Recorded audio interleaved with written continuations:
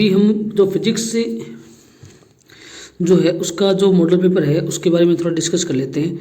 हिंदी माध्यम के जो बच्चे हैं, हिंदी मीडियम के जो विद्यार्थी हैं, उनकी बार बार डिमांड आ रही थी कि सर हमें हिंदी मीडियम की वीडियोज़ हमें चाहिए, हिंदी मीडियम की वीडियो चाहिए।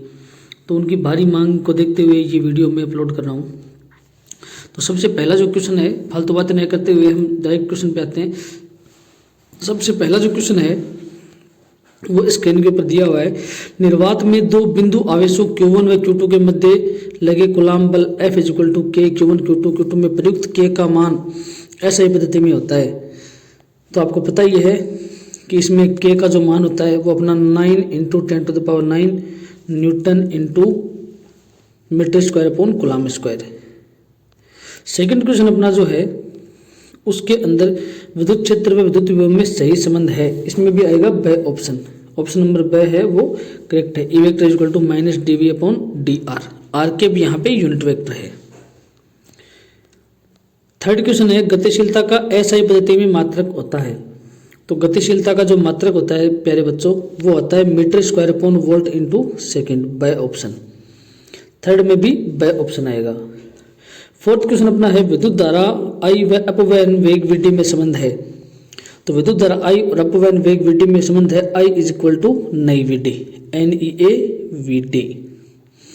ठीक है, फोर्थ में आएगा ऑप्शन नंबर द।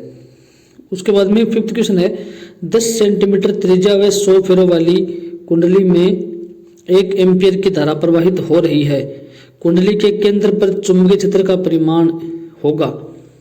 तो इसको अगर हम सॉल्व करें फॉर्मूले से, B is equal to μ0I upon 2R, और अगर नंबर ऑफ टर्न n है तो μ0NI अपॉन 2R। इस फॉर्मूले से सॉल्व करके अगर हम क्वेश्चन नंबर 5 के अंदर देखें तो अपना ऑप्शन नंबर आता है इसमें ब 6.28 × 10⁴ क्वेश्चन नंबर 6 अपने पास है शुद्ध प्रतिरोधकीय परिपथ का शक्ति गुणांक होता है 0 होता है। शुद्ध प्रतिरोधक परिपथ में कोई फेज डिफरेंस, कोई भी कला कोण जो है वो नहीं होता। थीटा की वैल्यू उसमें 0 डिग्री होती है। ठीक है, सॉरी, शक्ति गुणांक जो है थीटा तो आएगा इसमें 0, थीटा तो आएगा इसमें 0, और शक्ति गुणांक जो होता है कोस थीटा, थीटा की वैल्यू 0 डिग्री है तो शक्ति गुणांक इसमें हो जाएगा 1, क्योंकि कोस 0 डिग्री की वैल्यू जो है वो होती है 1।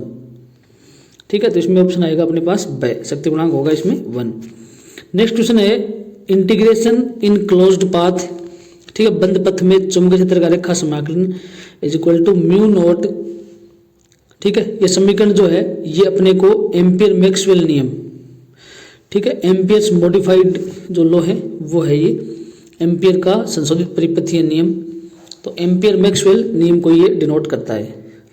सेकंड जो 8th क्वेश्चन अपना है एक उत्तल दर्पण की फोकस दूरी 14 सेमी है तो इसकी वक्रता त्रिज्या होगी।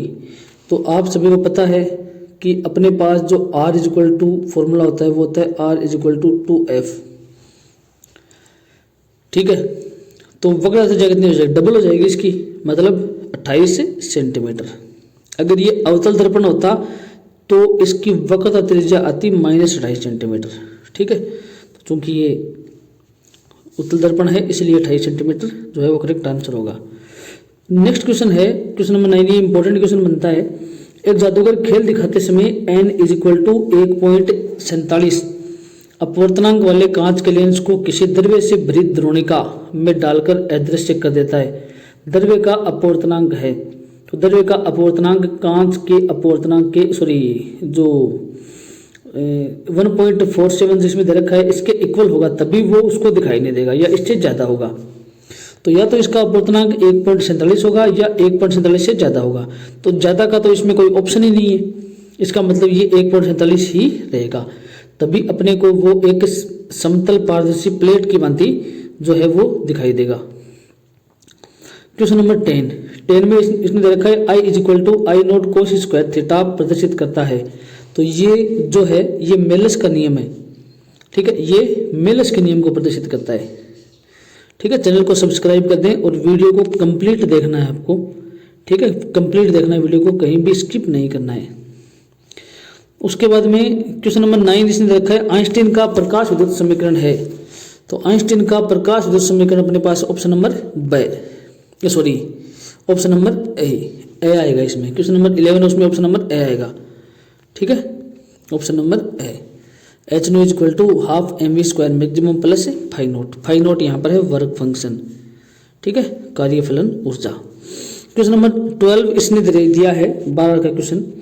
सीजियम धातु का या सीजियम का कार्यफलन 13.24 इलेक्ट्रॉन वोल्ट है, तो सीजियम की देहली आवृत्ति होगी।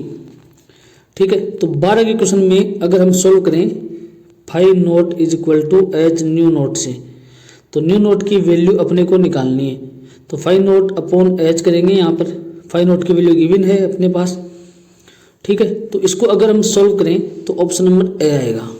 3.2 गुणा 10 की पावर -15 अर्टज या हर्ट्ज। ठीक है, क्वेश्चन नंबर 13 हाइड्रोजन परमाणु की एनवीं कक्षा की त्रिज्या Rn समानुपाती होती है n स्क्वायर की।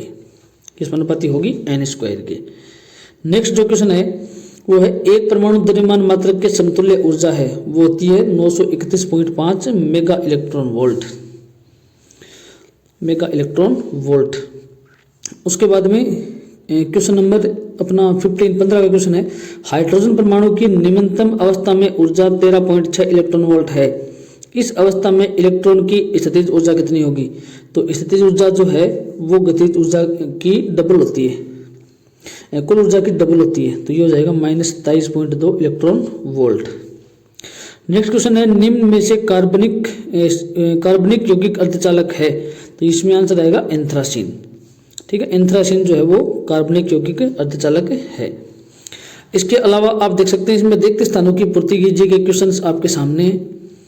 ठीक है, क्योंकि इतने ज़्यादा है वो कर नहीं सकते। ध्रुवण की घटना वाला जो क्वेश्चन इसमें दे रखा है यहाँ। ठीक है, तो इसमें थोड़ा सा देख लेना है क्वेश्चन आप इसमें। ठीक है, जैसे समरूप विद्युत क्षेत्र में द्विध्रुव प्रबला गुण के अधिकतम मान के लिए, तो अधिकतम मान के लिए थीटा इक्वल टू 0 डिग्री होगा। ई वेक्टर के बीच में कोण होगा 0 डिग्री। किसी चालक का प्रतिरोध उसकी लंबाई बढ़ाने पर घटता है, नहीं लंबाई घटाने पर घटता है, इसमें आएगा घटाने पर। ठीक है, इस तरीके से जो क्वेश्चन है वो देख लेना आप।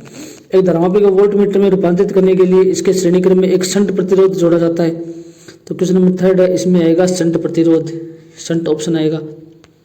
उसके बाद में आगे क्वेश्चन दे रखा है प्रतिरोधी धारा का वर्ग मध्य मूल मान उसके शिखर मान का। ठीक है, शिखर मान का 1/√2 गुना होता है, शिखर मान का 1/√2 गुना होता है या 0.707 गुना होता है। ठीक है, ठीक है, इस तरीके से क्वेश्चंस इसमें दिए हुए हैं। वीडियो थोड़ा लेंथी हो जाएगा इसलिए। ठीक है, नाभिक की खोज रदरफोर्ड ने की थी। ठीक है, तो ये सब आप देख लेना कितना क्या मतलब किस तरीके से। उसमें एक पंक्ति में उत्तर दीजिए, निम्न प्रश्नों के उत्तर एक पंक्ति में दीजिए। किसी एकल धनावेश के लिए समविभव पृष्ठ खींचना है आपको। अर्धचालक के लिए प्रतिरोधता व ताप में ग्राफ खींचना है। चुंबकत्व के लिए गाउस का नियम लिखना है। लेंज नियम द्वारा किस संरक्षण नियम का पालन किया जाता है? ऊर्जा संरक्षण नियम का पालन किया जाता है।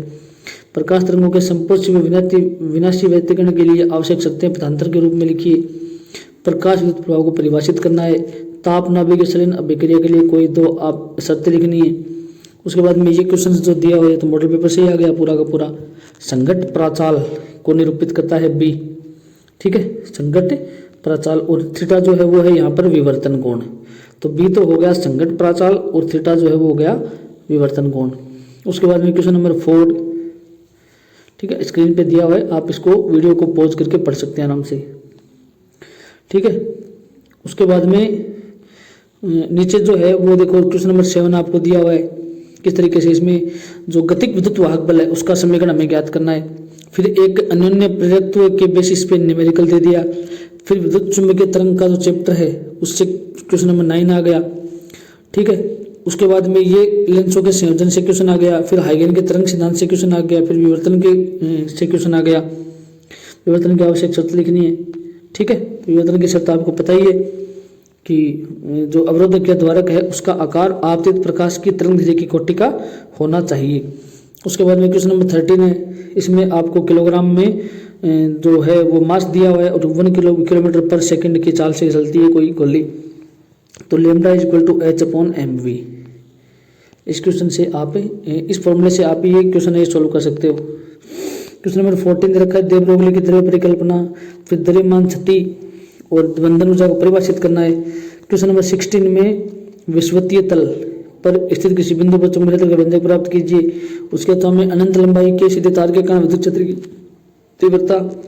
क्वेश्चन नंबर 17 चैप्टर नंबर 4 से है, ठीक है। इसमें आपको दो समांतर धारावाही चालक तारों के मध्य बल का व्यंजक प्राप्त करना है। उसके बाद में क्वेश्चन नंबर 17 के अथवा में आपको ये दे रखा है, इन्होंने ये कंडीशन दे रखी है। तो इस कंडीशन में जो इसका जो पथ है वो कुंडलिनी पथ होगा, तो उसकी त्रिज्या व चौड़ी अंतराल अपने को ज्ञात करना है। चौड़ी अंतराल या पिच अंतराल जो होता है वो आपको पता ही है, ठीक है। हॉरिजॉन्टल डिस्टेंस होती है, क्षैतिज दिशा में तय की गई दूरी होती है उस पार्टिकल या कण द्वारा। उसके बाद में दिष्टकारी का क्वेश्चन आ गया, ठीक है, पूर्ण तरंग दिष्टकारी। और फिर पीएन जंक्शन डायोड की पश्च अभिनेति में आपको अभिलाक्षणिक वक्र खींचना है और उसका सर्किट डायग्राम बनाना है। उसके बाद में प्रत्यावर्ती धारा का वर्ग माध्य मूल मान और शिखर मान में संबंध स्थापित करना है। एक आ गया क्वेश्चन नंबर 19 में, जो सेकंड पार्ट है, इसमें ट्रांसफार्मर पे न्यूमेरिकल अथवा में आपको ये न्यूमेरिकल मिलेगा इसमें। उसके बाद में जो बार बार टीचर्स आपको बताते हैं लेंस मेकर फॉर्मूला, वो भी इस पेपर में दिया हुआ है। तो बोर्ड एग्जाम में ये भी एक इम्पोर्टेंट जो पार्ट अपना वो बनता है, ठीक है। उसके बाद में सूक्ष्मदर्शी का क्वेश्चन इसमें आ गया और एक आ गया न्यूमेरिकल। तो सूक्ष्मदर्शी और दूरदर्शी से एक एक न्यूमेरिकल तो 100% बनते हैं, तो वो तो आपको याद करना ही पड़ेगा, ठीक है, नहीं करोगे तो भी करना पड़ेगा, ठीक है। उसके बाद में नेक्स्ट जो वीडियो है उसमें हम नेक्स्ट पेपर का डिस्कस करेंगे। तो आप एक बार इस पेपर में जो MCQs हैं या छोटे क्वेश्चंस हैं उनको तो आप सॉल्व कर लीजिए। उसके बाद में जो बड़े क्वेश्चन है उनका आपको एक आइडिया लग जाएगा कि किस किस तरीके से क्वेश्चन है वो आ सकते हैं, क्योंकि आप मार खाओगे। रिक्त स्थान की पूर्ति कीजिए, फिल इन द ब्लैंक में 100% गड़बड़ होगी आपको, ठीक है, तो थोड़ा सा इसको ध्यान रखना। उसके बाद में जो MCQs का जो पैटर्न दिया हुआ है यहाँ पर अब की बार नया, जी हाँ, MCQs का पैटर्न, ठीक है, ये बहुत ही धाकड़ काम है, तकड़ा काम है, इसको थोड़ा सा ध्यान से करना पड़ेगा। क्योंकि अगर आपने गलती से B की जगह A को टिक कर दिया, ठीक है, तो पूरा क्वेश्चन गलत हो जाएगा इसमें, वो आप विशेष ध्यान रखना, ठीक है। तो नेक्स्ट वीडियो के लिए आप रेडी रहें, ठीक है। फिजिक्स का वीडियो आपको मिलता रहेगा 10-15 मिनट, आप इस वीडियो को देखकर आराम से अपना जो स्टडी का आंकलन है वो कर सकते हो। इससे आपके दूसरे सब्जेक्ट के ऊपर कोई इफेक्ट नहीं पड़ने वाला है, ठीक है। Thank you. लाइक, सब्सक्राइब और शेयर करना ना भूलें, यही आपकी गुरुदक्षिणा है। Thank you and have a nice day.